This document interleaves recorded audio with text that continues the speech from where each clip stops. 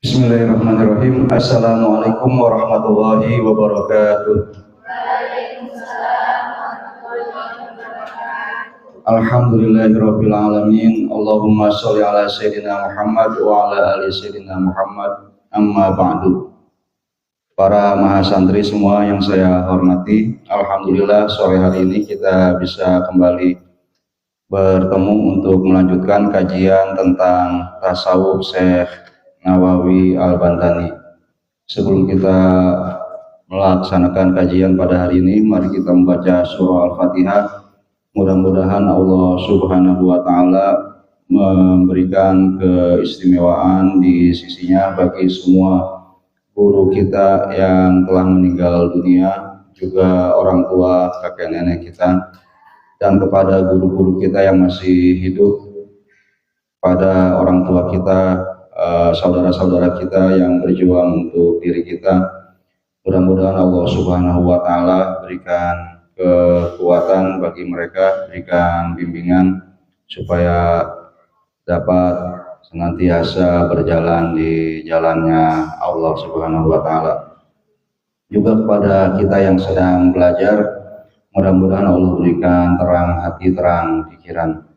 Ala hazihi niyah wa likulli niyatin sholihah. Al-Fatihah. A'udzubillahi minasyaitonirrajim. Bismillahirrahmanirrahim. Alhamdulillahirabbil alamin arrahmanirrahim maliki yaumiddin. Iyyaka na'budu wa iyyaka nasta'in ihdinas siratal mustaqim siratal ladzina an'amta 'alaihim ghairil maghdubi 'alaihim waladdallin. Amin. Saudara-saudara sekalian, seperti Anda sudah lihat di dalam RPS, ya, semacam RPS yang saya bagikan, bahwa pada pertemuan ketiga ini kita akan membahas kitab Maraqi Al-Ubudiyah. Tapi ada perubahan sedikit dari yang di RPS, karena RPS itu sebagaimana saya sampaikan dibuat dengan bantuan ChatGPT, jadi dia tidak sepenuhnya akurat. Pada seperti kita mau berjalan, kita diberikan peta, itu tidak sepenuhnya lurus jalannya.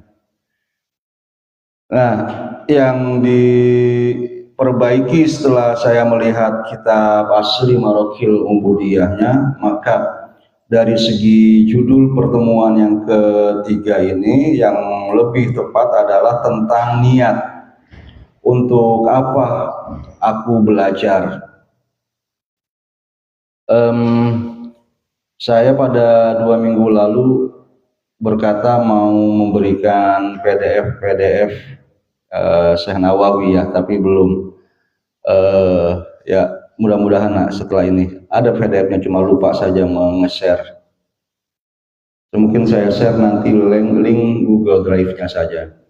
Atau kalau Anda suka membaca buku atau kitab yang konvensional, ya, yang bentuknya kertas, maka saya pikir di toko-toko buku di Banten sini masih ada, seperti di Pasar Rau, ya,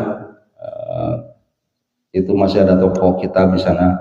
Coba kamu cari kitab Maraqi Al-Ubudiyah, kemudian Salalim Al-Fudola, sama Nasoihul Ibad, minimal 3 itu yang kamu beli.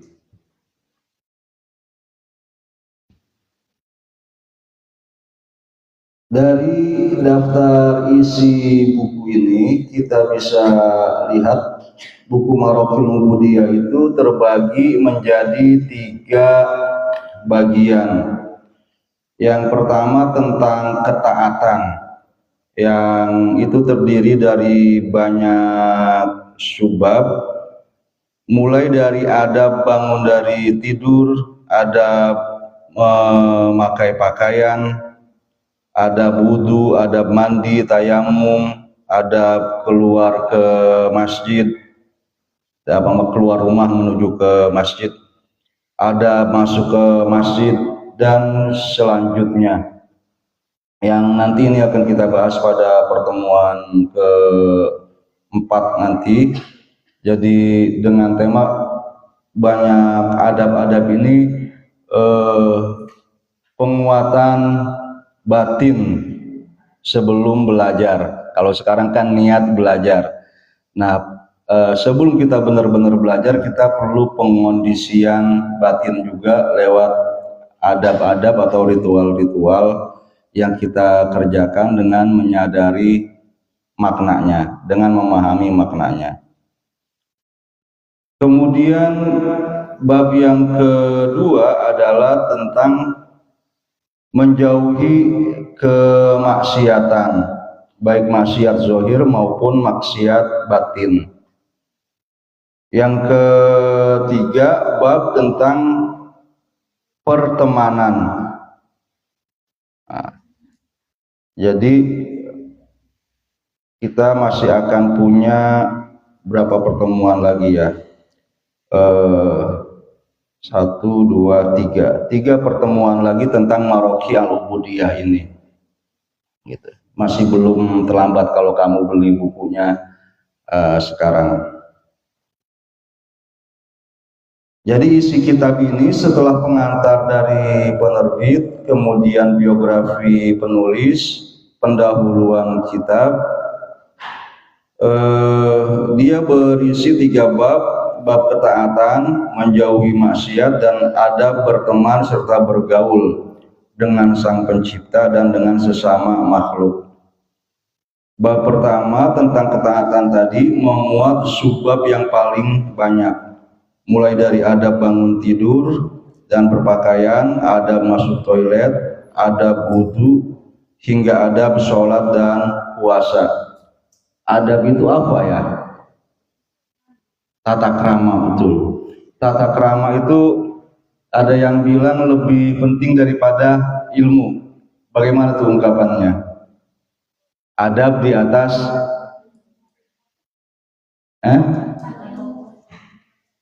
Iya, itu maksudnya apa ya? Jadi apakah bisa ada adab tanpa ilmu?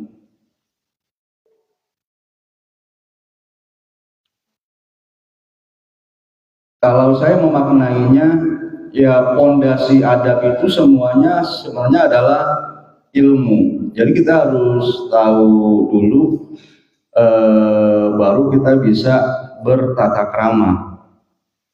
Atau dari segi yang lain, kalau ada fardu, ada sunnah, adab itu adalah yang tingkatan berikutnya setelah fardu dan sunnah. Jadi dia disebut penting sebenarnya dalam pengertian fardu-fardu dan sunnah-sunnahnya kita sudah kerjakan.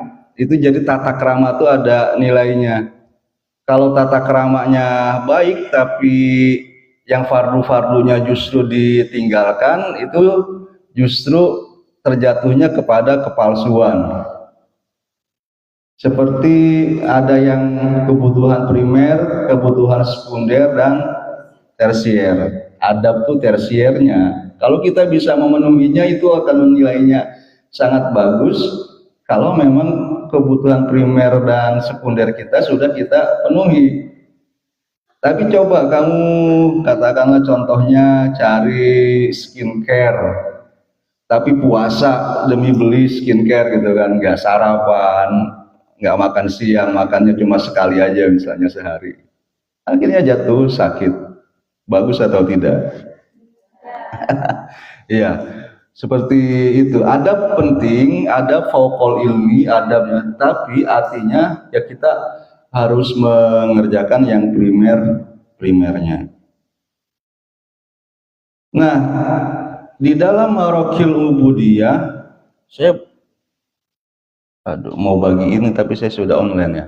Nggak apa-apa ya, sekarang dengerin aja deh. Modal nguping, atau kalau ada yang bisa kamu tulis silakan. Nanti filenya saya bagikan. Di dalam Marokil Ubudiyah, pertama-tama Syekh Nawawi mensyarah perkataan Imam Al-Ghazali tentang niat belajar yang salah. Jadi kan Syekh Nawawi itu banyak kitabnya mensyarah. Ciri syarah atau komentar itu yang memberikan penjelasan itu ada matan, ada isi. Artinya omongan penulis kitab yang terdahulu. Itu biasanya kalau dalam kitab-kitabnya diberikan tanda dalam kurung. Nah, yang tanda di dalam kurung itu omongan penulis kitab yang asli, kemudian yang di luarnya omongan pensyarahnya. Dalam hal ini adalah Syekh Nawawi. Nah, pemilik matannya adalah Imam Al-Ghazali, seorang ulama yang sangat terkenal. Imam Al-Ghazali berkata, "Fa'lam ayyuhal harisul mukbil ala tibasil ilmi al-muzhiru min nafsihi sidqar rabbati wa fartat ta'attushi ilaihi annaka in kunta taksudu bi talabil ilmi al-munafasah." Maka ketahuilah, wahai orang yang penuh semangat, orang yang bersungguh-sungguh untuk mengambil ilmu, yang menampakkan dari dirinya kejujuran keinginan, cita-cita yang tulus, dan kedahagaan yang luar biasa akan ilmu. Jika engkau bermaksud dalam menuntut ilmu ini untuk berkompetisi, itu yang ada di halaman 6 dari PDF yang saya punya. Itu teks Al-Ghazalinya seperti itu. Lantas Syekh Nawawi mengomentari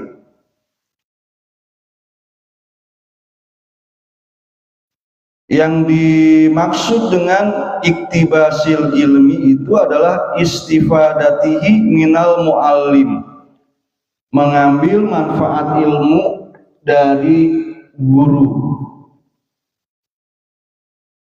Ya, dalam banyak bidang ilmu peran guru itu yang sangat penting. Ya, walaupun misalnya zaman kita sudah berbeda dengan zaman Syekh Nawawi, ya, di mana buku-buku sudah semakin banyak tersedia, bahkan AI juga. Nanti bisa kita diskusikan. Bisa enggak, misalnya yang dimaksud dengan ilmu ini sendiri apa? Apakah ilmu teknis, ilmu teknologi, sains atau ilmu alam seperti itu, atau ilmu kemanusiaan, ilmu humaniora? Seperti kamu yang belajar di di luar fakultas sains, itu semua ilmunya adalah ilmu humaniora, tentang akidah di Usuluddin, atau tentang syariat, tentang akhlak dan etika, itu semuanya tentang ada ilmu-ilmu humaniora, tentang jiwa kita. Bisa enggak peran guru pada zaman sekarang digantikan oleh teknologi, oleh AI misalnya? Wa fi nuskhatin iktinasil ilmi. Jadi Syekh Nawawi saat mensyarah kitab Al-Ghazali itu punya beberapa manuskrip, ya, punya beberapa kitab. Di satu kitab itu ditulis iktibasil ilmi, di kitab yang lain yang dipegang oleh Syekh Nawawi itu ditulisnya iktinasil ilmi. Bedanya iktibas itu titiknya di bawah, kemudian yang di akhirnya huruf sin. Ya, di kitab yang kedua titiknya itu ada di atas, iktina. kemudian yang di akhirnya sod, iktinas. Nah, kalau dibaca iktibas itu artinya memetik, seperti kita memetik buah ya. Iktinas itu artinya memburu. Nah, kalau memburu kata Syekh Nawawi, syubihal ilmu bisoidi. Ilmu itu diumpamakan dengan binatang buruan. Fi kauni kulli minhuma yahtaju ilal hilati wasiyasa. Dari aspek bahwa baik ilmu maupun binatang buruan itu bisa kita tangkap dengan membutuhkan strategi dan manajemen pengelolaan pengaturan yang baik. Kayaknya Syekh Nawawi lebih suka kalimat ini dibacanya iktinas daripada iktibas. Gitu. Kalau memetik mah itu pohon ya, walaupun kita perlu perjuangan ya, metik buah ya relatif lebih mudah karena dia diam saja. Sementara iktinas memburu, nah ilmu ini nggak diam gitu, nggak semudah itu kita tangkap. Ada peribahasa juga yang menerangkan bahwa ilmu itu adalah binatang buruan. Pintar. Al ilmu soidun, ya. Wa koi wal kitabu koiduha, gitu. Ya, itu. Al ilmu apa? Soidun. Ilmu adalah binatang buruan. Wal kitabatu koiduha adalah pengikatnya. Saya sampai sekarang sih, sejak dari zaman belajar dulu, ya suka bikin catatan. Gitu. Kalau ada guru atau ada bahkan misalnya yang ikut apa sajalah, ada orang ceramah di seminar atau apa, selalu membuat catatan. Dulu punya catatan harian juga seperti itu. Al-muzhiru min nafsi. Nah, di satu manuskrip dibaca oleh Syekh Nawawi itu al-muzhiru min nafsi. Dalam manuskrip yang lain al-muzhiru min nafsika, dibacanya min nafsika. Kok bisa beda-beda? Kita bisa mikirnya begitu. Kenapa? Kitabnya sama, Bidayatul Hidayah ya. Kitab Imam Al-Ghazalinya. Syekh Nawawi punya 2 kitab. Ini udah ada 2 kata nih yang berbeda. Gitu. Di bagian atas itu tadi alat tibasi. Kalau ngantuk nggak apa-apa, wajar lagi puasa jam segini. Yang kitab lainnya alat tinasi. Di satu kitab al-muzhir min nafsi. Yang kitab lain al-muzhir min nafsika.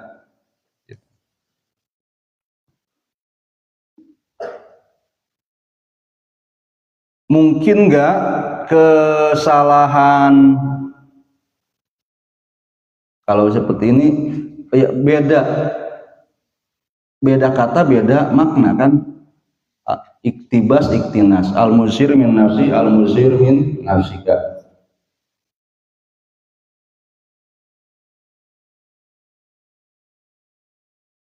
Penyebab kesalahan atau perbedaannya lah, bukannya kesalahan, penyebab perbedaan 2 manuskrip ini apa? Apakah yang seperti ini masih bisa terjadi sampai sekarang? Kata-kata, ya misalnya kita baca kitab,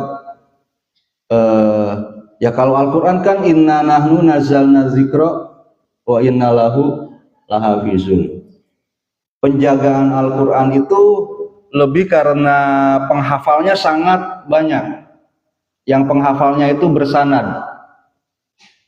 Dia membaca seperti ini di Alhamdulillahirabbil alamin arrahmanirrahim dan selanjutnya karena apa? Karena gurunya baca seperti itu dan gurunya dengan penuh keyakinan mengatakan bahwa gurunya terus sampai kepada Nabi Muhammad seperti itu. Tapi kalau kitabnya Syekh Al-Ghazali kan nggak dihafalkan orang seperti itu. Atau kitab-kitab hadis juga tidak seperti itu. Banyak penghafal hadis tapi enggak seperti penghafal Al-Quran. Kalau ada orang coba-coba melakukan kesalahan di HP-mu itu ada aplikasi Al-Qurannya apa? Dari Kemenag atau dari yang lainnya. Ada orang coba menghack atau apalah ya sebutannya, memasukkan ayat yang salah ke tengah-tengah, bisa ketahuan nggak? Sangat mudah untuk ketahuan. Tapi untuk kitab-kitab yang lain, kalau yang bentuknya belum jadi aplikasi di zaman dulu ya, atau zaman sekarang juga masih banyak kayak PDF. Seperti saya berencana bagikan PDF gitu ya. PDF halaman sekian dari kitab Marokil Ubudiyah itu diganti, bukannya omongannya Syekh Nawawi, diselipin. Ya. Artinya saya ingin bilang bahwa peran guru itu tetap penting pada saat teknologi sudah sangat canggih, karena guru itu yang bakal menerangkan, oh ini aneh nih gitu. Syekh Nawawi seharusnya nggak bicara seperti ini dari pengetahuan dia tentang Syekh Nawawi. In kunta taksudu bitolabil ilmi al munafasah, jika engkau bermaksud dalam menuntut ilmu untuk berkompetisi, untuk bersaingan, kata Syekh Nawawi, maksud munafasah ini ar-raghbatu fit tafarrudi bil ilmi, keinginan untuk menyendiri atau memiliki keistimewaan, privilege, memiliki keunggulan yang hanya milik kamu sendiri karena kamu memiliki ilmu. Jika tujuanmu seperti itu, wal mubahah, atau tujuanmu adalah untuk pamer, untuk bermegah-megahan, ayil iftikhor, artinya berbangga-banggaan, allazi huwa ta'azum, yang berarti menyombongkan diri, wa taqaddumu alal akron, mengungguli rekan-rekan sejawatmu, ayil amsalil lazina yu'adilunaka fi talabil ilmi, orang-orang yang setara, seleting denganmu dalam menuntut ilmu. Wastimalatu, atau memikat wujuhin nasi ilaika wajang'u hutomid dunia, memikat wajah-wajah manusia kepadamu dan mengumpulkan harta dunia. Fa anta sa'in fi hadmi dinika, maka engkau sesungguhnya sedang mengupayakan untuk menghancurkan agamamu sendiri, wa ihlaki nafsika, dan menghancurkan dirimu, biikbalika ala ghadabillah, karena engkau sedang menghadap atau berjalan menuju kepada kemurkaan Allah, wa bai'i akhiratika bidunyaka, dan menjual akhiratmu dengan duniamu. Itu teks ya yang terkait poin yang pertama. Dalam niat belajar ini ada niat yang salah. Yang pertama itu al-munafasah, sekedar untuk bersaingan saja, untuk bersaingan, berkompetisi, menunjukkan keunggulan diri, untuk pamer, bermegah-megahan, bersombong. membuat diri punya value atau punya nilai lebih dalam pengertian yang kemarin ditanyakan di pertemuan terakhir. Value tapi dalam pengertian yang jelek. Kamu punya nilai lebih, udah S1, teman-teman sepesantrenmu atau SLTA kemarin setelah lulus sekolah nggak lanjut kuliah, kerja dia. Kamu jadi punya pandangan yang merendahkan kepada teman yang kerja kasir misalnya di Alfamart, Indomart atau SPBU gitu ya. Oh, kalau saya bisa kuliah gitu, udah S1, punya nilai lebih. Ada niat seperti itu. Bahkan misalnya istimalatu wujuhin nas ilaika wa jamu utamid dunia. Niat belajar kan kalau sudah punya ijazah sarjana, daftar peluang kerjanya jadi lebih terbuka. Jadi penghasilan juga bakal lebih besar di atas UMR. UMR Kota Serang berapa? Ada yang tahu? 3, 4, saya nggak tahu. Ya.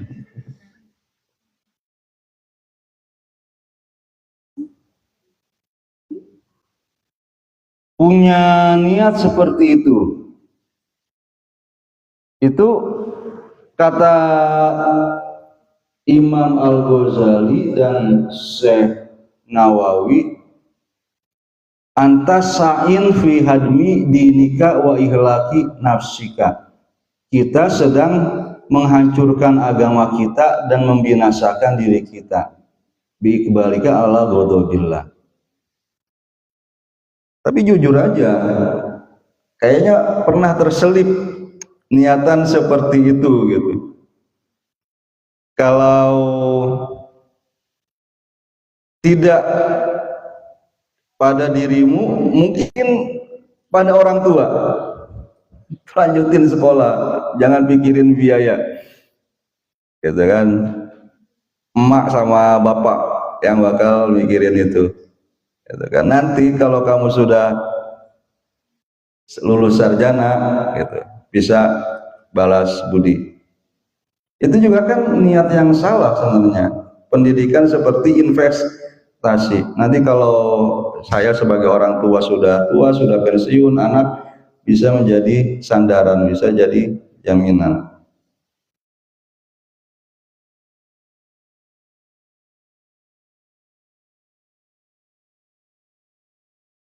Bahkan guru juga bisa membantumu seperti itu. Sayang ya, ini alat bantu belajarnya lagi enggak semua, dan sayang juga saya salah belum share ke Inayah kemarin, padahal udah rencana.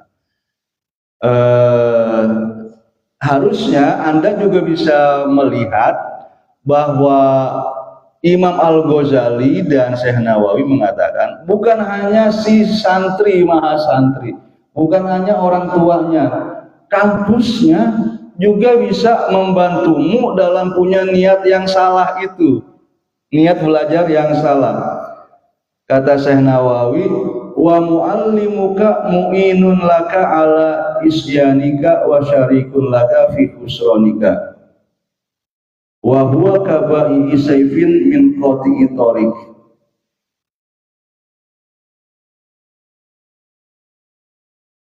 Gurumu juga menjadi pembantu bagi dirimu dalam kemaksiatan itu, dalam kesalahan niat itu, menjadi rekan bagimu dalam kerugianmu. Dia seperti penjual pedang kepada perampok. Kama qala, sebagaimana sabda Nabi, man a'ana ala maksiatin walau bisyitri kalimatin kana syarikan lahu fiha. Orang yang membantu dalam kemaksiatan sekalipun hanya separuh kalimat, maka ia menjadi mitra baginya dalam dosa tersebut. Mengapa saya bilang kampus ini bisa salah, bisa jadi pembantu? Kamu pernah perhatikan nggak di RPS yang kamu terima di awal perkuliahan itu ada profil masing-masing program studi. Kamu bisa jadi berprofesi seperti ini, seperti ini, seperti ini. Itu kewajiban setiap prodi harus menjelaskan alumninya nanti bisa punya kompetensi yang ya diterimakan berprofesi seperti apa. Itu kan termasuk di sini tadi. Pendidikan ya tujuannya hanya menjadi penyalur tenaga kerja ke dunia kerja.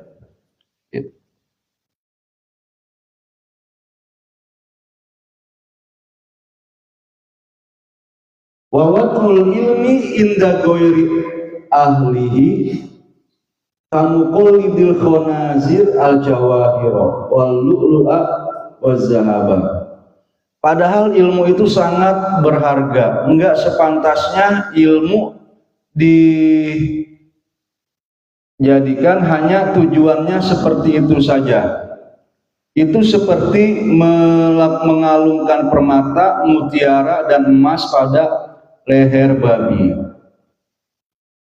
Wad'ul ilmi inda ghairi ahlihi kamuqallidil khonaziri al jawahira wal lu'lu'a waz zahab. Orang yang meletakkan ilmu pada selain ahlinya, termasuk pada orang yang berniat tidak benar, itu seperti mengalungkan permata, mutiara dan emas pada leher babi. Ai inna wadi'al ilmi fi ghairi maudhihi zalim. Orang yang meletakkan ilmu bukan pada tempatnya adalah zalim. Fa yajib ayyakunal alimu nasihan fi jami'il umur. Maka wajib bagi seorang ulama untuk bersikap tulus dalam semua urusan.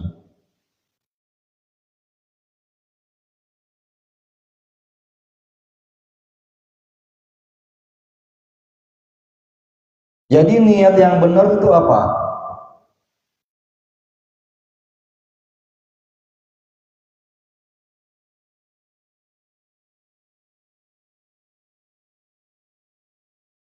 Di bagian akhir dari halaman berapa ini? Halaman 7. Halaman 7 dari kitab Marokil Ubudiyah. Di situ dijelaskan bagaimana seharusnya kita berniat dalam belajar. In kanat niyatuka wa qasduka bainaka wa bainallahi ta'ala min talabil ilmi al hidayah. Jika niat dan tujuanmu yang engkau pasang, niat itu dipasang atau diapain, antara dirimu dengan Allah dalam menuntut ilmu itu adalah mencari hidayah. Bi antan biya bitahsilihi izalatal jahli an nafsika. Yakni engkau berniat dengan memperoleh ilmu itu untuk menghilangkan kebodohan dari dirimu. Wa ansairil juhal, dan dari seluruh orang yang bodoh. Wa ihyaiddin, dan menghidupkan agama. Wa ibqail islam bil ilmi, dan melestarikan Islam melalui ilmu. Wadarul akhirah, engkau menginginkan negeri akhirat. Waridullah, menginginkan ridho Allah. Wa tanwiya bidzalika syukra ala nikmatil akli wa nikmati sihatil badan. Engkau berniat dengan belajar itu sebagai wujud syukur atas nikmat kita diberikan akal, otak yang cerdas, dan nikmat kesehatan jasmani. Fa'abshir, maka berbahagialah. Fa'innal malaikata tabsutu laka ajnihataha. Karena kalau kamu niatnya benar seperti itu, malaikat akan merentangkan sayapnya di atas dirimu. Malaikat itu kan cahaya ya. Seharusnya walaupun banyak tempat jalanan yang gelap dari asramamu ini ke jalan, iya, jauh gelap. Kalau udah malam saya suka mikir gitu, kamu kalau lagi lapar masih bisa keluar atau enggak? Nggak bisa. Lantas gimana caranya? Apa? Ditahan. Oh ya Allah. Iya. Tapi karena kamu belajar di sini itu banyak malaikat yang merentangkan sayapnya, dan malaikat itu tadi apa? Cahaya. Berarti bagi orang yang kasyaf, wali yang bisa melihat punya mata batin yang terbuka, melihat aura di atas ini sebenarnya terang, tetap terang, lebih terang daripada tempat-tempat yang lain. UIN secara keseluruhan kampus ini juga tempat belajar kan, beda dengan kafe 3B sana tuh, tempat ngopi, kafe 3B. Iya, tempat pemerintahan di sana kan. Di sini lebih terang karena dinaungi oleh malaikat. Tapi kita pantas untuk otokritik. Beneran nggak? Ya saya nggak tahu, karena saya nggak kasyaf itu gitu kan, nggak punya mata batin yang bisa melihat apakah aura di atas gedung ini, di atas kampus UIN ini itu lebih terang daripada di atas gedung-gedung kantor KP 3B sana. Ya, tapi kalau kita mikir secara rasional, itu bisa terjadi, bisa juga nggak terjadi. Kalau nggak terjadi sekarang, kesempatan ya ini sudah dijelaskan penyebabnya oleh Syekh Nawawi. Kita ada di pesantren Ma'hadul Jami'ah jadi mahasantri gitu, tapi niat belajar kita enggak lebih mulia daripada ya orang-orang yang mengejar dunia.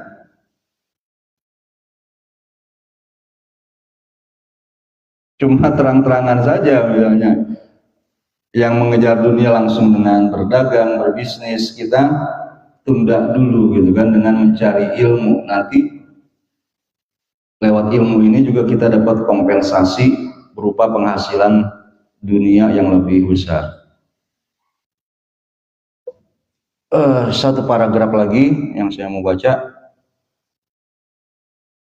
Banyak keutamaan ilmu tadi. Malaikatu tusolilu tolibul ilmi asnihatiha wahitanul bahri tastaghfirulaka. Ikan-ikan paus di lautan pun memintakan ampunan untuk diri kita. Lianna sholahal alim manudun bil alim bitablighil ahkam asyariyah allati minha annal hayawan yahrumu ta'zibuhu. Mengapa? Karena alam semesta termasuk binatang-binatang itu akan mendapatkan manfaat dari para ilmuwan yang akan mengingatkan dunia untuk melestarikan alam. Gitu. Di sini kalimatnya bahwa para ulama tadi akan menyampaikan annal hayawan yahrumu ta'zibuhu. Binatang-binatang itu tidak boleh disakiti. Bagaimana cara menyembelih? Adabnya, salah satunya pisaunya harus tajam betul, supaya yang disembelih itu enggak ngerasa sakit. Bagaimana dengan misalnya kalau kita menghilangkan rumah tempat tinggal binatang dengan menebang pohon-pohonnya, ya itu sudah sangat menyakiti mereka. Gitu, mengubah peruntukan hutan jadi, nah itu betul. Tapi kalau ulamanya juga diem supaya dapat bagian beberapa hektar dari hutan sawit itu gimana? Dapat bagian dari tambang juga. Iya, kecewanya alam semesta kepada ulama jadi lebih besar karena ekspektasi dia lebih besar. Seharusnya kita yang menuntut ilmu ini yang melindungi mereka, oh kok malah jadi kolusi ya dengan pengusaha dan penguasa yang pengen untung saja. Seperti itu kan, kecewa kita tuh tergantung sama ekspektasi kan. Iya. Kalau kamu nggak punya ekspektasi apa-apa ya rendah, kecil kecewanya. Itu dia diantaranya.